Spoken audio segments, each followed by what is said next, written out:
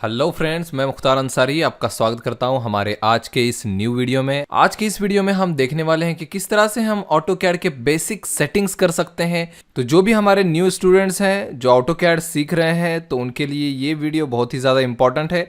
इसमें हम बहुत सारे बेसिक्स सेटिंग्स के बारे में जानेंगे और कौन कौन से सेटिंग्स बहुत ही ज़्यादा ज़रूरी होती है और न्यू स्टूडेंट्स जो होते हैं वो इन सेटिंग्स को करना भूल जाते हैं या फिर उन्हें ये सेटिंग्स पता नहीं होते, इसलिए उन्हें ड्राइंग बनाते वक्त ऑटोकैड में बहुत सारे प्रॉब्लम्स फेस करने पड़ते हैं। तो आज मैं उन्हीं सेटिंग्स को एक्सप्लेन करने वाला हूं, तो ध्यान से इस कंप्लीट वीडियो को देखिए और एक बार प्रैक्टिस ज़रूर कीजिए। तो चलिए इस वीडियो को स्टार्ट करते हैं। तो यहाँ पर आप देख सकते हैं हमने ऑटोकैड को ओपन कर लिया है। सबसे पहले तो मैं आपको ये बताना चाहूँगा कि ऑटोकैड का हर साल एक न्यू वर्जन रिलीज होता है, तो आप किसी भी वर्जन को यूज कर सकते हैं ऑटोकैड में। सारे ऑटोकैड के जो वर्जन्स होते हैं वो सेम होते हैं, उनके कमांड सारे सेम होते हैं, उनके सारे जो वर्किंग मैकेनिज्म है पूरी तरह से सेम है और सारे सेटिंग्स भी उसके बिल्कुल सेम होते हैं।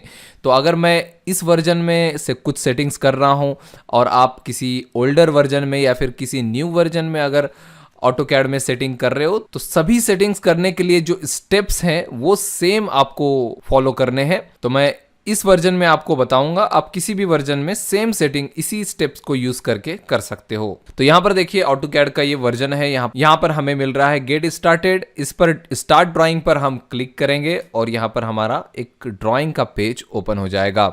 अगर आप ओल्डर वर्जन यूज कर रहे हो तो डायरेक्टली आपका ये ड्राइंग का पेज ओपन हो सकता है। तो यहाँ पर हमने ऑटोकैड का न्यू फाइल यहाँ पर ओपन कर लिया है। सबसे पहले तो हमें जो जानने की जरूरत है वो है हमारा वर्क स्पेस। अब वर्क स्पेस क्या होता है, तो यहाँ पर जो भी आपको नजर आ रहा है, जैसे कि ये कमांड्स नजर आ रहे हैं, नीचे कुछ कमांड लाइन वगैरह ऑप्शंस नजर आ रहे हैं, तो ये जिस तरह का इंटरफेस हमें नजर आ रहा है इसे हम वर्क स्पेस कहते हैं। तो ऑटोकैड में क्या होता है कि अलग अलग तरह के वर्क स्पेस होते हैं। जैसे कि आप अगर 2D वर्क कर रहे हो तो 2D वर्क स्पेस होता है, 3D वर्क करने के लिए 3D वर्क स्पेस होता है। तो इस तरह के 2-3 वर्क स्पेस ऑटोकैड में अवेलेबल होते हैं जिसका यूज हम लोग अलग अलग ड्राइंग्स बनाने के लिए करते हैं। जैसा कि मैंने कहा कि वर्क स्पेस 2D और 3D के लिए अलग अलग होता है, तो इसे चेंज कैसे कर सकते हैं हम।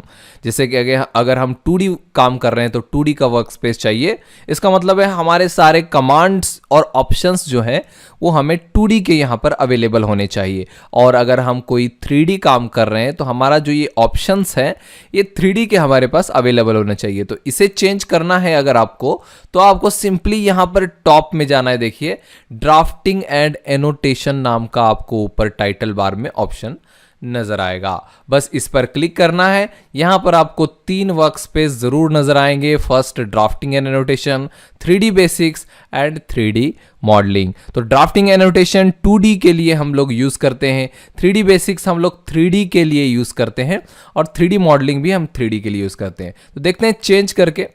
अगर आपके कंप्यूटर में ये नज़र नहीं आ रहा है, ऑटोकैड सॉफ्टवेयर में ये ऑप्शन नज़र नहीं आ रहा है, तो सिंपल ये एरो नज़र आ रहा होगा, तो इस एरो पर क्लिक कीजिए। यहाँ पर आपको बहुत से ऑप्शन मिलेंगे और यहाँ पर वर्क स्पेस को ऑन कर दीजिए। अगर ये ऑफ होता है, जैसा कि मैं करता हूँ इसे ऑफ, तो आपको ये वर्क स्पेस का ऑप्शन नज़र नहीं आएगा। तो यहाँ पर क्लिक कीजिए और यहाँ पर वर्क स्पेस को ऑन कर दीजिए, तभी ये ऑप्शन आपको नजर आएगा। अब यहाँ पर मैं चेंज करके दिखा देता हूँ। 3D बेसिक्स में जाएंगे तो हमें 3D के बेसिक कमांड्स मिलेंगे जो कि ज़्यादातर हम 3D में यूज़ करते हैं। और 3D मॉडलिंग में जाएंगे तो हमारे 3D के एडवांस कमांड हमारे यहाँ पर नजर आएंगे। तो एडवांस एंड बेसिक्स कमांड्स यहाँ पर अवेलेबल है। 2D में काम करना है तो सिंपल ड्राफ्टिंग एनोटेशन। तो देख सकते हैं आप किस तरह से हमारे वर्क स्पेस के अकॉर्डिंग हमारा यहाँ पर ऑप्शंस जो है यहाँ पर चेंज हो रहे हैं। तो आपको पता चल गया होगा कि वर्क स्पेस जो यूज़ होता है जनरली 2D या फिर 3D में अगर वर्क करना है तो उसके लिए अलग अलग वर्क स्पेस आप यूज़ कर सकते हो। तो ये हमारी फर्स्ट जो सेटिंग थी, ये हमें मालूम होना बहुत ही ज़्यादा ज़रूरी है। तो ये हमारा हो गया। अब नेक्स्ट जो सेटिंग है कि जो वर्क स्पेस में हमारे जो ऑप्शंस यहाँ पर नज़र आ रहे हैं, जैसे कि ड्रॉ टूलबार, मॉडिफाइड टूलबार, इसे हम लोग रिबन बोलते हैं। ये जो है ये पूरा एरिया रिबन कहलाता है और इस रिबन में बहुत सारे टूल बार्स हैं, जैसे ड्रॉ, मॉडिफाई, एनोटेट, लेयर्स, और उन टूल बार्स में अलग अलग ऑप्शन हमारे यहाँ पर नज़र आ रहे हैं। तो इन टूल बार्स का क्या होता है कि अगर हम लोग यहाँ पर देखिए ड्रॉ में यहाँ पर हमें इतने सारे कमांड्स नजर आ रहे हैं और एक्स्ट्रा कमांड जो है वो हमें यहाँ पर क्लिक करने के बाद यहाँ पर छोटे छोटे कमांड्स हमें नजर आएंगे। ये सारे ड्रॉ टूलबार के कमांड्स हैं। तो कुछ कमांड्स ऊपर बड़े नजर आएंगे और कुछ कमांड हमें नीचे यहाँ पर क्लिक करने पर नजर आएंगे। इसी तरह मॉडिफाई में, इसी तरह एनोटेशन में, लेयर्स में, ब्लॉक्स में, इस तरह से अलग अलग में आपको एक्स्ट्रा कमांड्स यहाँ पर मिलेंगे। तो आपको अगर कोई कमांड ऊपर नहीं मिल रहा है तो आप सिंपली इसके अंदर जाके देख सकते हो कि यहाँ पर कोई कमांड अवेलेबल है या नहीं। तो ये सारी चीज़ें आपको पता होनी चाहिए। अब ये जो रिबन एरिया है या फिर यहाँ पर जो है ये इसे हम फाइल टैब बोलते हैं, ये जो है इसे हम प्लस करके यहाँ पर एक्स्ट्रा फाइल्स यहाँ पर न्यू क्रिएट कर सकते हैं। यहाँ पर न्यू फाइल्स हम लोग क्रिएट कर सकते हैं इस प्लस पे क्लिक करके। यहीं से हम फाइल्स को बंद भी कर सकते हैं यहाँ पर। तो ये जो है फाइल टैब है, यहाँ पर आपका व्यू क्यूब है, यहाँ पर आपको कुछ ऑप्शंस नज़र आ रहे हैं, यहाँ पर आपका कमांड लाइन है। ये सब आपको बेसिक थोड़ा बहुत तो पता ही होगा। तो ये सब अगर कोई भी इसमें से हाइड हो जाता है, मतलब आपको नज़र नहीं आ रहा, ये कमांड्स कोई भी नज़र नहीं आ रहे या फिर कोई टूल बार नज़र नहीं आ रहा, तो क्या करेंगे? तो सबसे पहले तो हम देखेंगे कि ये जो मेन रिबन है, ये जो रिबन है यही हमें नज़र नहीं आ रहा है, हमें बिल्कुल ये रिबन नज़र नहीं आ रहा है। तो क्या करेंगे? सबसे पहले तो मैं इसे ऑफ कर देता हूँ। रिबन को ऑफ करने के लिए मेरे पास 2-3 ऑप्शंस हैं। तो मैं यहाँ पर इस एरो पर क्लिक कर सकता हूँ, देखिए, और फर्स्ट टाइम क्लिक करूँगा, फिर second time and third time. पूरी तरह से देखिए रिबन यहाँ पर गायब हो गया है। पूरी तरह से तो नहीं बोलेंगे क्योंकि यहाँ पर देखिए अगर मैं यहाँ पर होम पर क्लिक करता हूँ तो हमें यहाँ पर नज़र आएगा और वापस आ जाने पर गायब हो जाएगा। ये पूरी तरह से मतलब डिलीट नहीं हुआ है ये रिबन। आप जब भी क्लिक करोगे तभी ये शो करेगा, बाद में ये हाइड हो जाएगा। तो ये आपको डिस्प्ले जो एरिया है, आपके ड्राइंग का एरिया, वो बड़ा प्रोवाइड करने के लिए ये आप इस तरह से छोटा कर सकते हो बाय यूजिंग दिस एरो। तो इस एरो का यूज़ करके अगर फिर से आप इस पर क्लिक करोगे तो यहाँ पर आपका जो रिबन है बड़ा हो जाएगा, फिर थोड़ा छोटा हो जाएगा। इससे आप इस तरह से क्लिक कर सकते हो और यूज़ कर सकते हो। इस तरह से छोटे छोटे इसमें आप सारे कंप्रेस हो जाएंगे आपके जो कमांड टूल बार्स हैं। और एक बार क्लिक करता हूँ और भी छोटा हो जाएगा, यहाँ पर ड्रॉ टूल बार और भी छोटा हो जाएगा, सिर्फ लिखा हुआ नजर आएगा यहाँ पर। तो इस तरह से आप छोटा कर सकते हो या फिर कभी कभी छोटा हो जाता है। तो याद रखिए कि अगर आपके स्क्रीन में ये एरो नजर आ रहा है तो इस पर सिंपली क्लिक कीजिए 1-2 बार, तो आपको सारे आपकी कमांड्स नजर आने लगेंगे। अगर आपका ये जो एरो है ये भी गायब है, मतलब ये भी आपको अगर नजर नहीं आ रहा है, तो क्या करेंगे हम?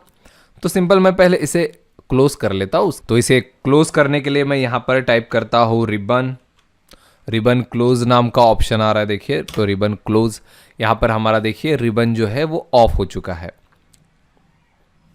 और अगर आपका यहाँ पर कमांड लाइन भी ऑफ करना है तो इसे भी मैं ऑफ कर लेता हूँ, इसे भी क्लोज कर देता हूँ। तो बहुत सारे ऑप्शंस हमारे यहाँ पर गायब हो चुके हैं। तो सबसे सिंपल ऑप्शन है कि अगर आपका यहाँ पर ड्राफ्टिंग एंड एनोटेशन वर्कस्पेस नज़र आ रहा है तो आप एक बार वर्कस्पेस को चेंज कर लीजिए, आपका जो वर्कस्पेस है रीसेट हो जाएगा।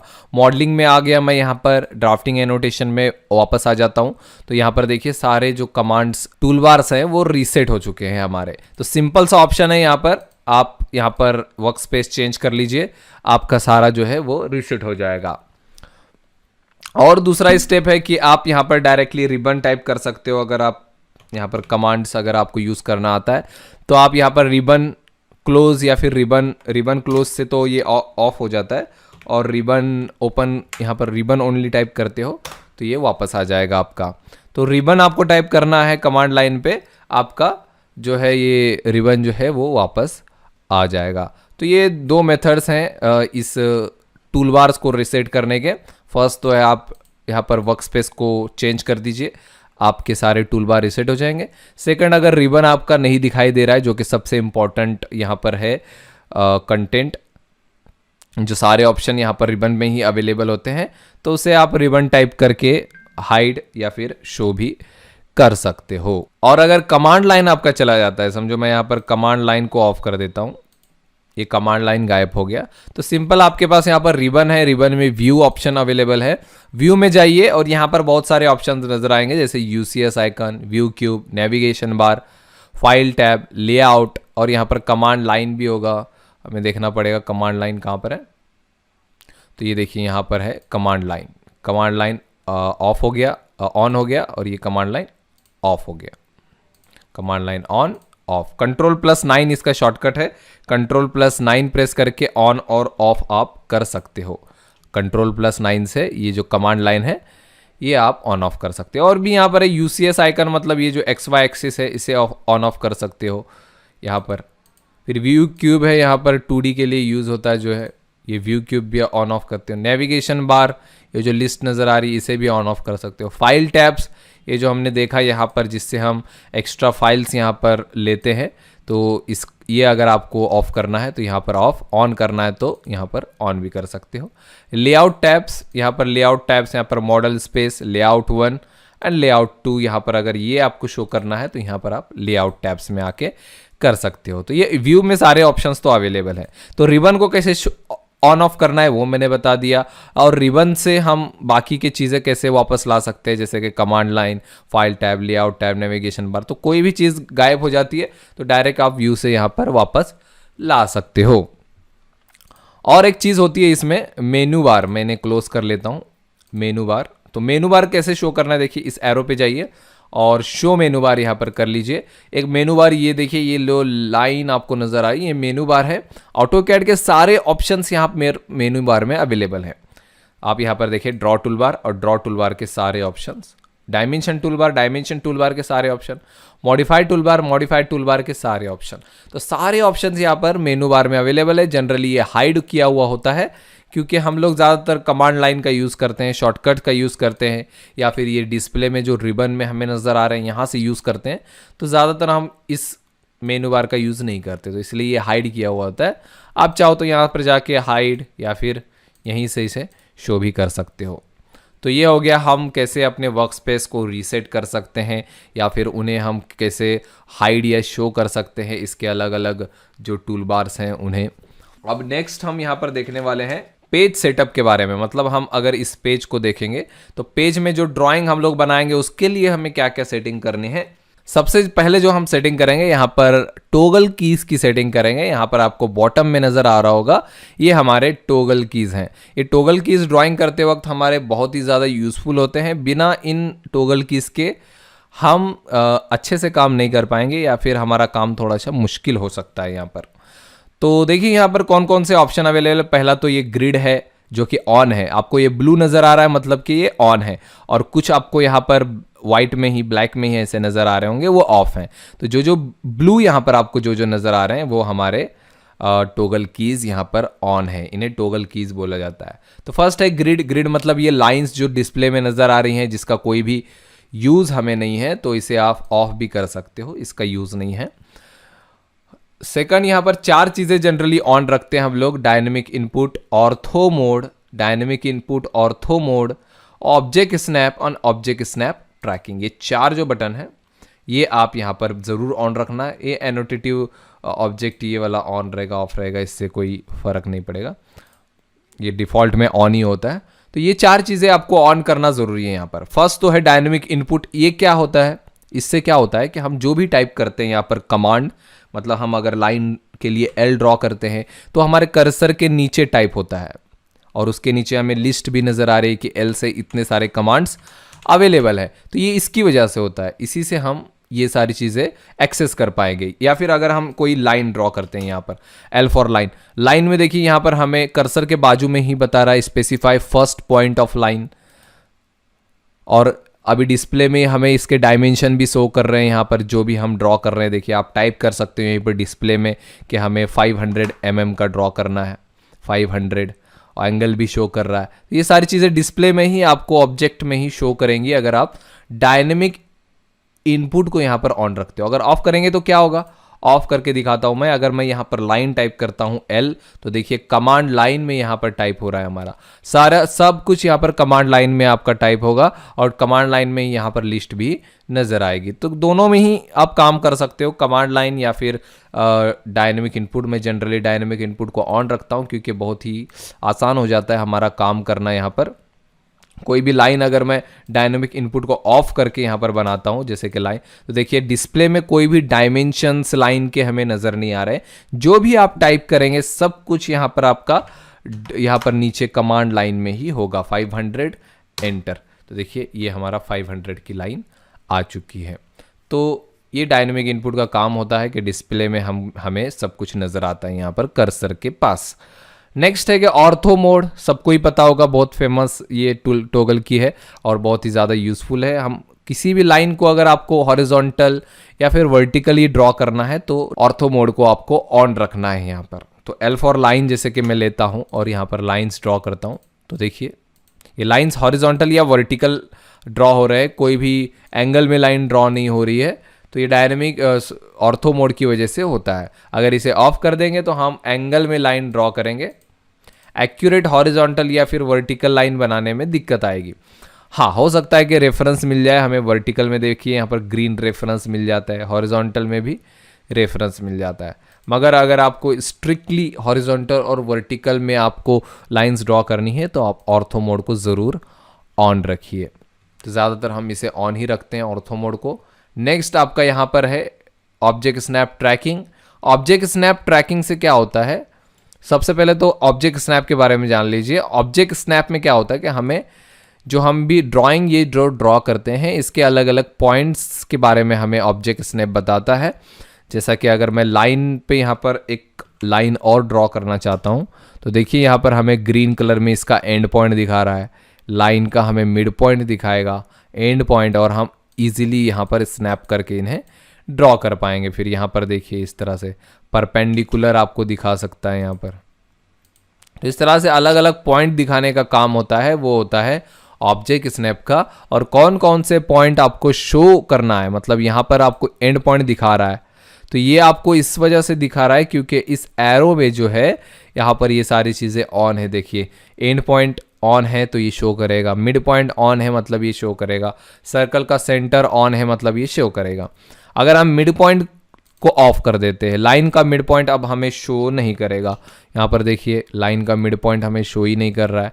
फिर से मैं यहाँ पर जाके ऑफ कर देता, ऑन कर देता हूँ, अब हमें वापस से ये मिड पॉइंट शो करेगा। तो ये ऑन करना ज़रूरी है। ये पॉइंट्स हैं, अलग अलग पॉइंट्स जो हमें ड्राइंग करते वक्त यूज़ होते हैं, तो इन सबको आप ऑन रखिए। ये काम होता है ऑब्जेक्ट स्नैप का। ऑब्जेक्ट स्नैप ट्रैकिंग, तो ऑब्जेक्ट स्नैप ट्रैकिंग क्या होता है, जो पॉइंट्स मैंने अभी बताया आपको जैसा कि एंड पॉइंट, मिड पॉइंट, इनको ट्रैक करने का काम होता है। देखिए ग्रीन में ये ट्रैक हो रहे हैं, ये ग्रीन में ट्रैक हो रहे हैं। अगर मुझे इसी लाइन में स्ट्रेट लाइन ड्रॉ करनी है मैं ड्रॉ कर लूँगा।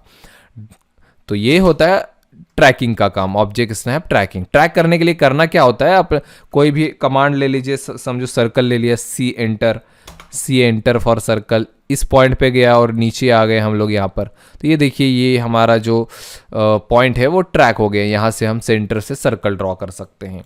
इस तरह से हम अलग अलग पॉइंट इस तरह से ये देखिए ट्रैक कर सकते हैं और इसके स्ट्रेट में हम लोग सर्कल ड्रॉ कर सकते हैं। तो ये ऑब्जेक्ट स्नैप ट्रैकिंग का काम होता है। ये 4 टॉगल कीज ऑन होना बहुत ही ज़्यादा ज़रूरी है। तो ये हो गया हमारा टॉगल कीज। अब टॉगल कीज के सेटिंग करने के बाद जो नेक्स्ट बारी आती है वो है हमारे क्रॉस हेयर कर्सर की। तो ये जो क्रॉस हेयर कर्सर हमें नज़र आ रहा है इसमें जनरली 2 कंपोनेंट्स होते हैं। एक तो होता है पिक बॉक्स जो कि हमें बीच में नज़र आ रहा है, और दूसरा होता है ये जो क्रॉस हमें स्ट्रेट हॉरिजॉन्टल और वर्टिकल लाइंस नज़र आ रही हैं वो होते हैं क्रॉस। तो क्रॉस हेयर कर्सर इसलिए हम इसे बोलते हैं। 2 पार्ट होते हैं। बीच का जो बॉक्स नज़र आता है उसे जनरली हम लोग सिलेक्शन के लिए यूज़ करते हैं। बीच का जो स्क्वायर है वो सिलेक्शन के लिए जनरली यूज़ होता है। तो चलिए इन दोनों का किस तरह से यूज़ होता है मैं आपको बताता हूँ। जैसे कि अगर मैं यहाँ पर कोई भी ड्रॉ टूलबार से कोई भी कमांड को अगर मैं एक्टिवेट करता हूँ यहाँ पर, जैसे कि मैं अगर सर्कल पर क्लिक करता हूँ और डिस्प्ले पर आता हूँ तो आप यहाँ पर देख पा रहे होंगे कि ये क्रॉस हेयर कर्सर का जो है पिक बॉक्स जो है वो गायब हो चुका है, क्योंकि हम कुछ भी ड्रॉ करते वक्त कुछ भी सिलेक्शन नहीं करते हैं। तो इसलिए ये पिक बॉक्स जो है वो गायब हो जाता है। और इससे आप समझ सकते हो कि हमारा अभी ड्रॉ टूलबार से कोई ना कोई कमांड एक्टिवेट है। अगर मैं एस्केप करके बाहर आ जाता हूँ कमांड से तो यहाँ पर देखिए वापस से हमारा पिक बॉक्स और यहाँ पर क्रॉस हेयर नज़र आने लगा। इस तरह का अगर आपका सिचुएशन है तो आप समझ जाइए कि आपका कोई भी कमांड एक्टिवेटेड नहीं है। और अगर आप ड्रॉ से कोई भी टूल लेते हो तो यहाँ पर आपका पिक बॉक्स गायब हो जाएगा, आपको यहाँ पर ड्रॉ करना पड़ेगा। तो इस तरह से आप देखिए वापस से हमारा जो कर्सर रिस्टोर हो गया। अगर आप यहाँ पर मॉडिफाइड टूलबार से कोई कमांड लेते हो तो मॉडिफाइड टूलबार से समझो मैं यहाँ पर रोटेट या फिर कॉपी कमांड लेता हूँ, कॉपी कमांड। तो कॉपी कमांड के बाद देखिए आपको सिर्फ और सिर्फ पिक बॉक्स नजर आएगा, क्रॉस नजर नहीं आएगा। तो अगर आपका सिर्फ पिक बॉक्स नजर आ रहा है तो आपको समझ जाना चाहिए कि आपका मॉडिफाइड टूलबार से कोई ना कोई कमांड एक्टिवेट हुआ है। तो इस तरह से दो ऑप्शन होते हैं। मॉडिफाइड टूलबार से अगर कोई भी हम ऑप्शन लेते हैं तो जनरली हमें सिलेक्शन करना पड़ता है, तो इसलिए पिक बॉक्स का यहाँ पर यूज होता है। तो जैसे कि मैंने कॉपी लिया तो हमें कुछ ना कुछ ऑब्जेक्ट सिलेक्ट करना होगा जिसे हमें कॉपी करना है और उसे हम इजीली कॉपी कर सकते हैं इस तरह से। तो ड्रॉ टूलबार से कोई भी एक्टिवेटेड होगा कमांड तो क्रॉस दिखाएगा, और अगर आपका मॉडिफाइड टूलबार से कोई भी कमांड एक्टिवेटेड होगा तो आपका यहाँ पर पिक बॉक्स दिखाएगा। इन दोनों की साइज को भी आप कंट्रोल कर सकते हो। देख सकते हो कि मेरा जो क्रॉस हेयर कर्सर है उसकी साइज बड़ी है, और आपके जो कंप्यूटर में जो क्रॉस हेयर की कर्सर की साइज होगी वो छोटी होगी। डिफॉल्ट में ये जिसकी साइज होती है वो छोटी होती है। उससे क्या होता है कि बिगिनर स्टूडेंट्स को थोड़ा सा प्रॉब्लम आता है सिलेक्शन के लिए, ऑब्जेक्ट सिलेक्शन, क्योंकि जो भी सिलेक्शन हमें करना है उसके लिए हमें इस पिक बॉक्स को ऑब्जेक्ट के ऊपर लेके जाना पड़ता है, और अगर वो पिक बॉक्स छोटा है तो आपको सिलेक्शन में थोड़ी सी दिक्कत आ सकती है। तो इस क्रॉस हेयर कर्सर के साइज को आपको इंक्रीज कैसे करते हैं ये पता होना जरूरी है। तो चलिए करते हैं इस पिक बॉक्स और कर्सर की साइज को इंक्रीज। तो राइट क्लिक करना है आपको, माउस से राइट क्लिक और लास्ट में जाना है ऑप्शंस, राइट क्लिक ऑप्शंस, इसका शॉर्टकट है ओपी, ओपी एंटर भी आप कर सकते हो। तो यहां पर मैंने आ गया देखिए, और डायरेक्टली हम यहां पर सिलेक्शन में आ चुके हैं। तो सिलेक्शन में देखिए यहां पर आपको पिक बॉक्स साइज नजर आ रहा होगा, ये है हमारा पिक बॉक्स साइज। तो इसकी साइज जनरली मैं इतनी साइज प्रेफर करता हूं, यहां पर आप देख सकते हो। ज्यादा भी बड़ी नहीं रखना है आपको, आप सिंपली इतनी साइज रख लीजिए, आपके लिए कंफर्टेबल है। जनरली साइज इतनी सी होती है, छोटी होती है, तो सिलेक्शन में प्रॉब्लम आती है, तो ये आप थोड़ी सी बड़ी कर सकते हो। तो सिलेक्शन में आपको ये पिक बॉक्स की साइज नजर आएगी। ग्रिप्स की भी साइज यहाँ पर है, ग्रिप्स भी होते हैं, जैसे कि कोई भी ऑब्जेक्ट आप सिलेक्ट करते हो, जैसे कि इस सर्कल सिलेक्ट किया तो ये जो ग्रिप्स ब्लू ब्लू नज़र आ रहे हैं उसकी भी साइज़ आप यहाँ पर राइट क्लिक ऑप्शन में कंट्रोल कर सकते हो। देखिए यहाँ पर ग्रिप की साइज़ जनरली छोटा ही, इतना ही काफ़ी है, ग्रिप की साइज़ ज़्यादा बड़ी होनी भी नहीं चाहिए। तो सिलेक्शन में हमने पिक बॉक्स साइज तो इंक्रीज कर लिया, मगर क्रॉस की साइज आपको डिस्प्ले में जाने के बाद क्रॉस हेयर साइज आपको यहाँ पर देखिए, ये क्रॉस हेयर साइज यहाँ से इंक्रीज होगा। अगर आप छोटा करोगे, देखिए मैं 5-7 कर देता हूँ, ओके, तो ये देखिए क्रॉस की साइज छोटी हो गई, पिक बॉक्स की साइज बड़ी है। क्रॉस की साइज वैसे ज़्यादा कुछ फर्क नहीं पड़ता, छोटी भी होगी तो कोई प्रॉब्लम नहीं, मेन है कि पिक बॉक्स आपका बड़ा होना चाहिए। तो राइट क्लिक ऑप्शंस, और क्रॉस हेयर को मैं जनरली 15 to 25 के आसपास रखता हूँ, 17 कर देते हैं, और यहाँ पर मैं ओके कर सकता हूँ। यहाँ पर कलर थीम भी है, देखिए डार्क एंड लाइट भी है, दोनों थीम अवेलेबल है यहाँ पर डिस्प्ले में। कलर थीम अगर लाइट करता हूँ तो ये जो ऑप्शंस हैं वो जनरली वाइट में नज़र आएंगे, देखिए वाइट में, मगर जनरली हम लोग ब्लैक में ही प्रीफर करते हैं। डिफ़ॉल्ट ऑप्शंस यहाँ पर डार्क कलर में ही, साथ में मैं कुछ आपको एक्स्ट्रा ऑप्शंस भी यहाँ पर बता रहा हूँ। तो कर्सर की सारे यूसेज और सारे सेटिंग्स हमने यहाँ पर देख लिए हैं। अब नेक्स्ट जो बेसिक सेटिंग मैं आपको बताना चाहूँगा वो है यूनिट्स। यूनिट जनरली हमें सेट करना पड़ता है। यूनिट क्या होता है कि हम किस मेजरमेंट में ड्राइंग को ड्रॉ करने वाले हैं। जैसे कि आप मैकेनिकल इंजीनियर हो तो आप जनरली एमएम में अपने ड्राइंग को ड्रॉ करोगे। अगर आप सिविल इंजीनियर हो तो हो सकता है आप एमएम, मीटर या फिर फीट इंच में अपने ड्राइंग को ड्रॉ करने वाले होगे। आर्किटेक्चरल हो तो आप फीट इंचेस या फिर मीटर में ड्रॉ करोगे। तो ये सारे अलग अलग यूनिट्स में अलग अलग फील्ड में यूज़ करते हैं। तो इसकी सेटिंग्स आपको सबसे पहले कर लेनी है यहाँ पर ड्राइंग को ड्रॉ करने से पहले। तो शॉर्टकट है UN एंटर। UN आपको सिंपली टाइप करना है और एंटर प्रेस करना है। एंटर करने के बाद यहाँ पर आप मिलीमीटर सेट कर लीजिए या फिर आपको सेंटीमीटर, मीटर, किलोमीटर जो भी आपको चाहिए। फीट में काम करना है तो यहाँ पर फीट सिलेक्ट कर सकते हो। तो यहाँ पर आप जनरली मैं मिलीमीटर ही सिलेक्ट करता हूँ। प्रिसीजन का मतलब है कि आप कितने पॉइंट्स तक अपने ड्राइंग के वैल्यू को देखना चाहते हो। जनरली हम लोग पॉइंट के बाद 2 या 3 डेसिमल तक ही यूज़ करते हैं, तो 0.000 या फिर ज़्यादा भी रख सकते हो, कोई प्रॉब्लम नहीं है। अच्छा है, आपको ज़्यादा एक्यूरेट अगर आपको ड्राइंग देखना है एक्यूरेसी के साथ, तो आप यहाँ पर ज़्यादा प्रिसीजन रख सकते हो। ये दोनों सेटिंग ही यहाँ पर इम्पॉर्टेंट है। ओके करता हूँ मैं यहाँ पर। ये हो गए हमारे यूनिट सेटिंग, जो कि ड्राइंग ड्रॉ करने से पहले करना ज़रूरी है। अब जो नेक्स्ट जो है वो है लिमिट सेटिंग। तो लिमिट सेटिंग क्यों ज़रूरी है और ये क्या होता है? लिमिट सेटिंग होता है ये जो डिस्प्ले हमें यहाँ पर नज़र आ रहा है, ये जो ड्राइंग का एरिया नज़र आ रहा है, इसकी साइज़ होती है। एक्चुअली ये तो साइज़ जो है, ये पेपर की साइज़ जो है बहुत बड़ी होती है, अनलिमिटेड पेपर की साइज़ अवेलेबल है यहाँ पर। मगर हमें इस डिस्प्ले में कितनी नज़र आ रही है, ये जनरली नज़र आनी चाहिए हमारे ड्राइंग के साइज़ के अकॉर्डिंग। यानी कि अगर हमारी ड्राइंग 1 मीटर की है, तो जनरली ये जो डिस्प्ले है वो 2-3 मीटर तक हमें नज़र आए, ठीक है। अगर आप 1 मीटर की ड्राइंग ड्रॉ कर रहे हो और आपका ये जो ड्राइंग एरिया है वो हंड्रेड्स ऑफ मीटर्स है, 1000 मीटर का नज़र आ रहा है, तो आपकी ड्राइंग बहुत ही ज़्यादा छोटी नज़र आएगी। अगर 1000 मीटर का ये वर्क है और आपका 1 मीटर का ड्राइंग है, तो आपका इतना सा नज़र आएगा, देख सकते हो यहाँ पर इतनी सी ड्राइंग नज़र आएगी। तो आपको ये प्रॉब्लम क्रिएट करेगा कि आपको ड्राइंग दिखेगा ही नहीं। बहुत से स्टूडेंट्स को मैंने देखा है कि वो बोलते हैं कि हम लाइन ड्रॉ कर रहे हैं यहाँ पर और वैल्यूज़ डाल रहे हैं यहाँ पर 10 एंटर, और बोलते हैं कि हमारा ड्राइंग ड्रॉ ही नहीं हो रहा है। ऐसा नहीं होता है, आपकी ड्राइंग ड्रॉ हो चुकी है, मगर आपका जो ये व्यू है वो जूम आउट किया हुआ है। आपका देखिए यहाँ पर एक पॉइंट नज़र आ रहा है, यही है आपकी ड्राइंग। आपको इस पॉइंट पे जूम इन करना है, अपने स्क्रॉल को, अपने कर्सर को इस पॉइंट पे लेके जाना है और जूम इन करना है। देखिए यहाँ पर आपकी लाइन ड्रॉ हो चुकी है और हमें जूम आउट करने की वजह से वो लाइन जो है नज़र ही नहीं आ रही थी। तो ये याद रखना है आपको कि आपको लिमिट यहाँ पर सेट करते हो तो ये प्रॉब्लम आपको नहीं आएगी। समझो आपकी ड्राइंग यहाँ पर है 1000 mm की, 1000 mm की आपकी यहाँ पर ड्राइंग है, तो हम यहाँ पर जो डिस्प्ले रखेंगे वो 1500 mm या फिर 2000 mm की हम लोग यहाँ पर व्यू रखेंगे। 2000 mm हम लोग यहाँ पर रखने वाले। तो कैसे रखेंगे 2000 mm? तो देखिए ये याद रखिए, ये जो X axis and Y axis का ओरिजिन है, ये इंटरसेक्शन पॉइंट, ये ओरिजिन होता है, ये इसकी वैल्यू 0 0 होती है, इसके कोऑर्डिनेट्स 0 0 होते हैं। यहाँ पर जो एक्सिस का ओरिजिन पॉइंट नजर आ रहा है, तो हमें क्या चाहिए 0 0 ओरिजिन से 2000 mm, ओरिजिन से 2000 mm का व्यू चाहिए। मतलब इतना समझो, हमें छोटा व्यू चाहिए तो 2000 mm जितना भी होगा, ये 2000 mm का व्यू चाहिए। तो कैसे लिमिट सेट करेंगे हम? तो LIM शॉर्टकट है लिमिट्स के लिए, LIM एंटर। अब यहाँ पर आपको डिस्प्ले में कोऑर्डिनेट्स डालने हैं। फर्स्ट तो आपको 0,0 डालना है, पहला फिक्स एंड फाइनल।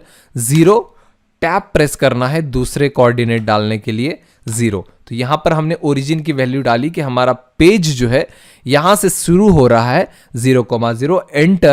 एंटर करने के बाद यहाँ पर आप अपने पेज की वैल्यू डाल सकते हो। समझो आपकी ड्राइंग अगर 1000 mm की है, मैं यहाँ पर 2000 mm का व्यू सेट करने वाला हूँ। तो 2000 mm टैब 2000 mm। आप हॉरिजॉन्टली ज़्यादा भी रख सकते हो, जैसे कि X axis and Y axis. X axis की वैल्यू ज़्यादा भी रख सकते हो क्योंकि डिस्प्ले हमारा एक्स एक्सिस में बड़ा होता है। देखिए डिस्प्ले जो है एक्स एक्सिस में बड़ा है, वाई एक्सिस में छोटा है। तो अगर आप यहाँ पर 4000/2000 रखते हो तब भी कोई प्रॉब्लम नहीं है। तो मैं 2000/2000 रख देता हूँ और एंटर प्रेस करना है। यहाँ पर एंटर प्रेस करता हूँ। अब 2000/2000 हमने सेट कर लिया है। मैं यहाँ पर 1000 mm की लाइन ड्रॉ करके देखता हूँ। 1000 एंटर। देखिए कोई फर्क नहीं पड़ा, हमारी लाइन जो है छोटी नजर आ रही है, छोटी नजर आ रही है क्योंकि हमने यहाँ पर एक स्टेप नहीं किया। यहाँ पर Z enter A enter, zoom all का शॉर्टकट है Z एंटर, या फिर आप अपने माउस के मिडल माउस को डबल बार प्रेस कर सकते हो। माउस के मिडल माउस को आपको डबल बार प्रेस करना है, जूम ऑल हो जाएगा, या फिर Z एंटर A एंटर करना है आपको। Z एंटर A एंटर, ये शॉर्टकट है जूम ऑल का। अब जो व्यू हमें नजर आ रहा है वो 2000/2000 का नजर आ रहा है। तो मैं यहाँ पर एक लाइन ड्रॉ करता हूँ 1000 mm की। अब 1000 एंटर। अब देखिए 1000 की mm हमें अच्छे से नज़र आ रही है क्योंकि ये व्यू जो है हमारा 2000 mm का है। तो इसलिए ये लिमिट सेट करना ज़रूरी है। आप अगर जूम आउट करके रखोगे और 1000 mm की यहाँ पर लाइन ड्रॉ करोगे, 1000, आपकी लाइन बहुत ही ज़्यादा छोटी नज़र आएगी। आपको लगेगा कि हमारी ड्राइंग ही यहाँ ड्रॉ नहीं हुई है, मगर आपकी ड्राइंग यहाँ पर ड्रॉ हो चुकी है, देख सकते हो। आप जूम कीजिए या फिर लिमिट को अच्छे से सेट कीजिए। तो यहाँ पर हमने यहाँ पर लिमिट सेट कर लिया है, तो ये भी बहुत ही ज़्यादा इम्पॉर्टेंट है। अब नेक्स्ट मैं आपको बताने वाला हूँ सेटिंग, वो है सिलेक्शन मेथड। कि सिलेक्शन मेथड कौन कौन से अवेलेबल है ऑब्जेक्ट्स ड्रॉ करने के बाद, कौन कौन से सिलेक्शन मेथड हैं हमारे पास। तो मैं कोई भी छोटा सा ड्राइंग यहाँ पर ड्रॉ कर लेता हूँ। सर्कल्स ड्रॉ कर लेते हैं, कुछ लाइंस ड्रॉ कर लेते हैं यहाँ पर।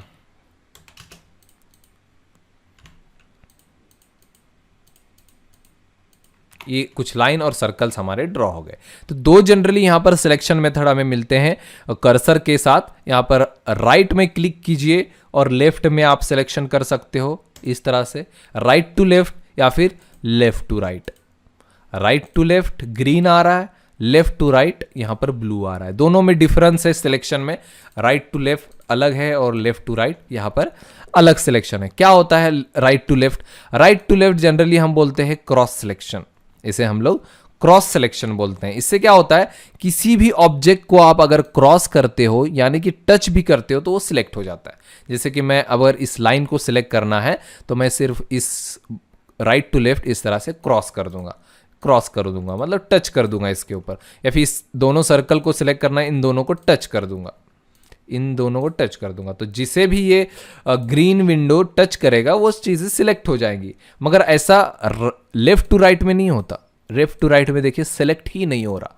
तो लेफ्ट टू राइट में क्या होता है, जो भी चीज़ें पूरी तरह से आप कवर करोगे इस बॉक्स के अंदर वही चीज़ें सिलेक्ट होंगी। जैसा कि हमें ये दोनों छोटे छोटे सर्कल को सिलेक्ट करना है, तो मैं इन दोनों को इस तरह से पूरी तरह से कवर करूंगा तो ये दोनों सिलेक्ट हो जाएंगे। पूरी तरह से कवर होंगे वही सिलेक्ट होंगे। लेफ्ट टू राइट ये होता है विंडो सिलेक्शन। तो right to left and left to right. Left to right में पूरी तरह से कवर करना है ऑब्जेक्ट को सिलेक्ट करने के लिए, और राइट टू लेफ्ट में आपको बस टच करना है, इस तरह से टच करना है। तो इस तरह से। और एक मैं चीज़ बताना चाहूँगा, जैसे कि इस ड्राइंग में बहुत सारे सर्कल्स हैं, बहुत सारे लाइंस हैं।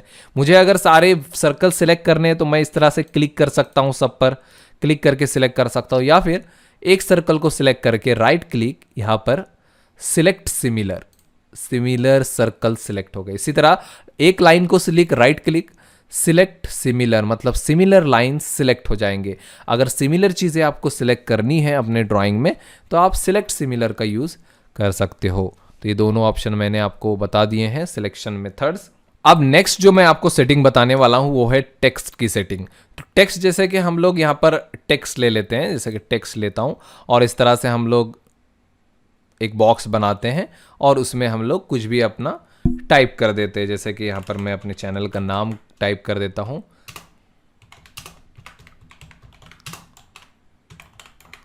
तो यहाँ पर मैंने अपने चैनल का नाम टाइप कर दिया। अब मैंने ये लिखने के बाद अगर साइड में मैं क्लिक करता हूँ तो क्या हो गया, देखिए ये छोटा हो गया क्योंकि इसकी साइज़ हमने अभी तक सेट नहीं की है। अगर मुझे साइज़ चाहिए इस रेक्टेंगल में फिट होनी चाहिए, हमें हमारी ये जो टेक्स्ट है ये इस रेक्टेंगल में फिट होना चाहिए। तो इसके लिए हमें इसकी साइज़ को इंक्रीज़ करना होगा। तो इसकी साइज़ कैसे इंक्रीज़ करेंगे, तो सबसे पहला फर्स्ट मेथड है, इस पर डबल क्लिक करके आप डायरेक्टली इस पर जब आप टाइप करोगे तभी आप इस पर सिलेक्ट कर लीजिए और यहाँ पर आपको साइज़ नज़र आएगी 2.5, या फिर आप डायरेक्टली यहाँ पर 50 टाइप कर सकते हो, ज़्यादा हो गया 20 टाइप कर सकते हो। तो इस तरह से आपको जितना लगे 20, 15 डायरेक्टली यहीं पर सेट कर सकते हो। मगर क्या होगा, आप फिर से अगर यहाँ पर टेक्स्ट लोगे, फिर से मैं यहाँ पर कुछ अगर टाइप करता हूँ और साइड में क्लिक करता हूँ तो यहाँ पर फिर से छोटा आएगा। मतलब आपको बार बार इसमें आपको साइज़ को सिलेक्ट करना पड़ेगा, यहाँ पर साइज़ को सेट करना पड़ेगा बार बार यहाँ पर आपको। मगर अगर आपको एक ही बार में ये सेटिंग कर लेनी है तो क्या करना है आपको, तो एक ही बार अगर आपको सेटिंग करना है तो आप चले जाइए एनोटेट में। यहाँ पर एनोटेट में यहाँ पर आपको टेक्स्ट का एक टूल बार मिलेगा, यहाँ पर आपको छोटा सा एरो मिलेगा, इस पर चले जाइए, इस एरो पर। या फिर अगर आपके पास मेनू बार है, मेनू बार में आपको यहाँ पर फॉर्मेट में जाना है। फॉर्मेट में आपको मिलेगा टेक्स्ट स्टाइल। टेक्स्ट स्टाइल में जाइए और यहाँ पर टेक्स्ट के सेटिंग कर लीजिए, या फिर डायरेक्टली एनोटेट में भी एरो है, इस एरो पे क्लिक कीजिए, आपका सेम टेक्स्ट स्टाइल ओपन हो जाएगा। अब यहाँ पर आप परमानेंट सेटिंग कर सकते हो अपने इस फाइल के लिए। परमानेंट सेटिंग, एक बार सेटिंग करोगे सारे टेक्स्ट उसी साइज के आपके आएंगे। तो यहाँ पर क्या क्या सेटिंग है, एरियल, यहाँ पर आप फ़ॉन्ट सेट कर सकते हो, अलग अलग फ़ॉन्ट अवेलेबल है यहाँ पर, फिलहाल एरियल सेट है। Font style regular, bold, italic यहाँ से सेट कर सकते हो। हाइट उनकी जो होती है वो यहाँ पर है, देखिए साइज़ हाइट फिलहाल 0 है, तो मैं यहाँ पर कर देता हूँ, समझो यहाँ पर 10 कर देते हैं, तो 10 ओके अप्लाई कर देता हूँ मैं, अप्लाई क्लोज। अब देखते हैं हमारी जो टेक्स्ट है वो कितने साइज़ की यहाँ पर बनती है। टेक्स्ट लेता हूँ, रेक्टेंगल बनाता हूँ, लिख के साइड में क्लिक, मतलब 10 की ये साइज़ है। अब मुझे और बड़ी चाहिए, 10 से भी ज़्यादा चाहिए, तो मैं यहाँ पर एनोटेट में फाइनल सेटिंग करूँगा। 10 नहीं, मुझे है ना 20 चाहिए यहाँ पर, तो 20 चाहिए मुझे। कोई और यहाँ पर फ़ॉन्ट चाहिए, तो कोई भी मैं फ़ॉन्ट दूसरा ले लेता हूँ, ओके अप्लाई क्लोज। अब देखिए मैं यहाँ पर फ़ॉन्ट चेंज किया तो सारे फ़ॉन्ट चेंज हो गए यहाँ पर। तो यहाँ पर मैं अगेन यहाँ पर मल्टीलाइन टेक्स्ट लेके एक और टेक्स्ट यहाँ पर ड्रॉ कर देता हूँ। तो देखिए इसकी साइज़ बड़ी हो गई और हमारा जो टेक्स्ट का स्टाइल है वो भी चेंज हो गया है यहाँ पर। तो इस फाइल के लिए अब आपको टेंशन लेने की ज़रूरत नहीं है, जो भी टेक्स्ट आप यहाँ पर टाइप करोगे सेम साइज़ की आपकी यहाँ पर आएगी। तो ये सेटिंग भी आप स्टार्ट में ही कर लेते हो तो बहुत ही ज़्यादा अच्छा होगा, आपको बाद में कोई भी प्रॉब्लम नहीं आएगी। यहाँ पर टेक्स्ट के सेटिंग आप यहाँ पर कर सकते हो। नेक्स्ट मैं आपको डायमेंशन के सेटिंग बताना चाहूँगा कि बताना चाहूँगा कि किस तरह से आप डायमेंशन की सेटिंग कर सकते हो। जैसे कि यहाँ पर डायमेंशन टूल बार है, हम लोग यहाँ पर लीनियर लेके यहाँ पर डायमेंशन डालते हैं, यहाँ से तो यहाँ तक ये हमारा डायमेंशन आ गया।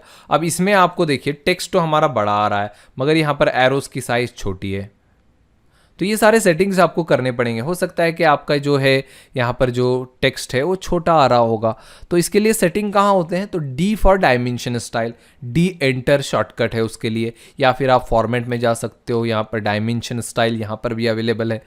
तो डायमेंशन स्टाइल में चले जाइए, मॉडिफाई कीजिए। यहाँ पर मॉडिफाई करने के बाद टेक्स्ट की साइज़ को आपको अगर कम ज़्यादा करना है तो टेक्स्ट में आ जाइए, टेक्स्ट की हाइट आप यहाँ पर चेंज कर सकते हो, मगर हमने पहले ही टेक्स्ट की सेटिंग कर रखे हैं यहाँ पर, तो हमने टेक्स्ट की सेटिंग कर रहे हैं तो डिफ़ॉल्ट यहाँ पर 20 यहाँ पर आ रहा है। अगर आपको टेक्स्ट के अगेन सेटिंग करना है तो आप टेक्स्ट में जाके सेटिंग कर सकते हो। एरो की सेटिंग, यहाँ पर एरो की सेटिंग है, तो एरो देखिए, एरो का टाइप किस तरह से आपको आर्किटेक्चरल चाहिए, क्लोज फिल चाहिए, या फिर एरो का साइज़ आपको बड़ा चाहिए, तो एरो के साइज़ में यहाँ पर 2.5 है, तो यहाँ पर मैं 10 कर देता हूँ, 10 करके ओके क्लोज।